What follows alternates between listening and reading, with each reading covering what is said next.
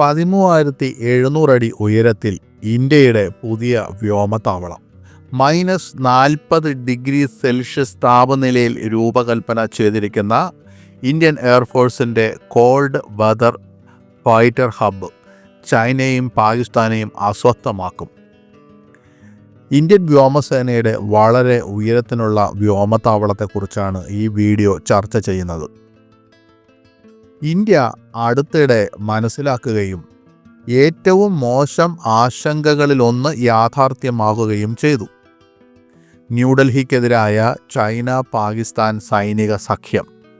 പാകിസ്ഥാനുമായുള്ള സമീപകാല സൈനിക സംഘർഷം ചൈനയുടെ സ്വഭാവത്തെ അക്ഷരാർത്ഥത്തിൽ തുറന്നുകാട്ടി. ബെയ്ജിംഗ് ഇന്ത്യക്കെതിരെ ഇസ്ലാമാബാദിന് സാധ്യമായ എല്ലാ സൈനിക സഹായവും നൽകി. ഇന്ത്യക്ക് പാകിസ്ഥാനുമായും ചൈനയുമായുമുള്ള അതിർത്തി സംഘർഷങ്ങൾ നിലനിൽക്കുന്നതിനാൽ യഥാർത്ഥ നിയന്ത്രണ രേഖയ്ക്ക് സമീപം അടിസ്ഥാന സൗകര്യങ്ങൾ വേഗത്തിൽ നിർമ്മിച്ചുകൊണ്ട് ഇന്ത്യ വേഗതയും തന്ത്രവും ഉപയോഗിച്ച് പ്രതികരിക്കുകയാണ്. കാരണം ചൈനയും ഇതേ പ്രവൃത്തി അതിർത്തിയിൽ ചെയ്യുന്നുണ്ട്. കിഴക്കൻ ലഡാക്കിലെ പുതിയ വ്യോമത്താവളത്തിൻ്റെ വികസനമാണ് ഏറ്റവും ധീരമായ നീക്കങ്ങളിലൊന്ന്.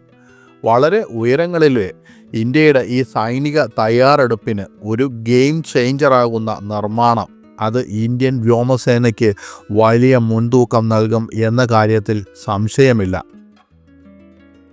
LACയിൽ നിന്ന് ഏകദേശം 30 കിലോമീറ്റർ അകലെയും 13,700 അടി ഉയരത്തിലുമായി സ്ഥിതി ചെയ്യുന്ന ന്യോമ ഇന്ത്യയിലെ ഏറ്റവും ഉയർന്ന യുദ്ധവിമാന ശേഷികളുള്ള വ്യോമത്താവളമായി മാറാനുള്ള പാതയിലാണ്. സിന്ധു നദിയുടെ തീരത്തിനടുത്തായി നിർമ്മിച്ച ഈ ദുർഘടമായ സ്ഥലം Rafale, Sukhoi 30 MKI, LCA Tejas തുടങ്ങിയ ഫ്രണ്ട് ലൈൻ ജെറ്റുകൾക്കുള്ള ലോഞ്ച് പാഡാക്കി മാറ്റുകയാണ്.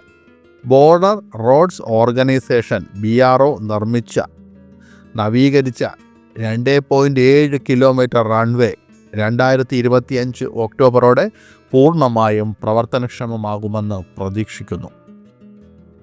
LACയുടെ സാമീപ്യമാണ് ന്യോമയുടെ ഏറ്റവും വലിയ ശക്തി. 100 കിലോമീറ്ററിലധികം അകലെയുള്ള ലേ അല്ലെങ്കിൽ തോയ്സിൽ നിന്ന് വ്യത്യസ്തമായി ഫ്ലാഷ് പോയിന്റുകളിൽ നിന്ന് വെറും 23 കിലോമീറ്റർ അകലെയാണ് ന്യോമ സ്ഥിതി ചെയ്യുന്നത്. ഇത് വേഗത്തിനുള്ള പ്രതികരണ സമയങ്ങൾ, വേഗത്തിനുള്ള ശത്രുക്കളുടെ നീക്കങ്ങളെ തടസ്സപ്പെടുത്തൽ, മെച്ചപ്പെട്ട നിരീക്ഷണം എന്നിവയെല്ലാം അനുവദിക്കുന്നു. ആ വ്യോമത്താവളം സ്ഥിതി ചെയ്യുന്ന പരന്ന താഴ്വരയും സ്ഥിരതയുള്ള കാലാവസ്ഥയും ഇതിനെ യുദ്ധവിമാനങ്ങൾക്കും ഗതാഗത വിമാനങ്ങൾക്കും കൂടുതൽ വിശ്വസനീയവും എല്ലാ സീസണിലും ഉപയോഗിക്കാവുന്നതുമായ ഒരു താവളവുമാക്കി മാറ്റുന്നു. ന്യോമ വെറും ഒരു എയർ സ്ട്രിപ്പ് മാത്രമല്ല, റഡാർ സ്റ്റേഷനുകൾ, വ്യോമസേന ഉദ്യോഗസ്ഥരുടെ ആവാസ കേന്ദ്രങ്ങൾ, എയർക്രാഫ്റ്റ് റിക്കവറി, വിമാന അറ്റകുറ്റപ്പണിക്കായുള്ള സൗകര്യങ്ങൾ എന്നിവയുള്ള ഒരു പൂർണ്ണമായ താവളമായി ഇത് വികസിപ്പിക്കുകയാണ്. ആക്രമണ ദൗത്യങ്ങൾക്കും പ്രതിരോധ പ്രവർത്തനങ്ങൾക്കും വേണ്ടി രൂപകൽപ്പന ചെയ്തിരിക്കുന്ന ബോംബ് പ്രൂഫ് ഹാങ്കറുകൾ, എയർ ട്രാഫിക് കൺട്രോൾ, ആമുനേഷൻ ബങ്കറുകൾ, കരുത്തുറ്റ ഷെൽട്ടറുകൾ എന്നിവ ഇതിലുണ്ടായിരിക്കും. വനിതാ combat engineer colonel Ponung Doming ഈ ദൗത്യത്തിന് നേതൃത്വം നൽകുന്നതോടെ ഉയർന്ന പ്രദേശങ്ങളിലെ ദൃഢനിശ്ചയത്തിൻ്റെയും കൃത്യതയുടെയും പ്രതീകമായി ഈ പദ്ധതി നിലകൊള്ളുന്നു.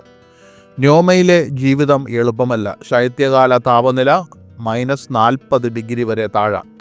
പ്രത്യേക അടിസ്ഥാന സൗകര്യങ്ങളും പ്രവർത്തന മാറ്റങ്ങളും ആവശ്യമാണ്. ഉയർന്ന സ്ഥലത്തും താപനില 0 താഴെയുള്ള സാഹചര്യങ്ങളിലും ഉപയോഗിക്കാവുന്ന തരത്തിൽ ഫൈറ്റർ ജെറ്റ് എഞ്ചിനുകൾ വ്യോമസേന പരിഷ്കരിച്ചിട്ടുണ്ട്. പൂർത്തിയാകുമ്പോൾ ഇന്ത്യയുടെ ഹിമാലയൻ പ്രതിരോധ ഗ്രിഡിലെ ഒരു അത്യാവശ്യ കമാൻഡ് ആൻഡ് കൺട്രോൾ ഹബ്ബായി ന്യോമ മാറും.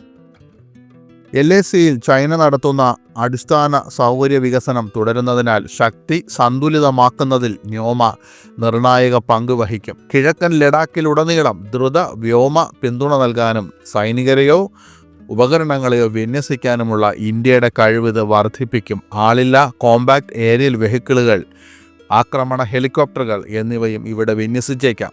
ഇത് ഇന്ത്യക്ക് സെൻസിറ്റീവ് മേഖലയിൽ മോഡേണായതും ഫ്ലെക്സിബിളായതുമായ ഒരു പോരാട്ട ശേഷി നൽകുന്നു. ന്യോമയുടെ സ്ഥാനം ഇരട്ട നേട്ടം നൽകുന്നു. ചൈനയുടെ PLA വെസ്റ്റേൺ തിയേറ്റർ കമാൻഡിനെതിരെ മാത്രമല്ല, പാകിസ്ഥാൻ്റെ FCNA, PAF ബേസ് ഖാദ്രി എന്നിവയ്ക്കെതിരെയുള്ള പ്രവർത്തനങ്ങളെയും ഇത് പിന്തുണയ്ക്കും. MiG-29, സുഹോയ് 30, MKI പോലുള്ള വിമാനങ്ങൾക്ക് നോമയിൽ നിന്ന് ദൗത്യങ്ങൾ ആരംഭിക്കാൻ കഴിയും. ഇത് ശത്രുതാപരമായ 2 അതിർത്തികളിലും ഇന്ത്യയുടെ വ്യാപ്തി വർദ്ധിപ്പിക്കും. चलो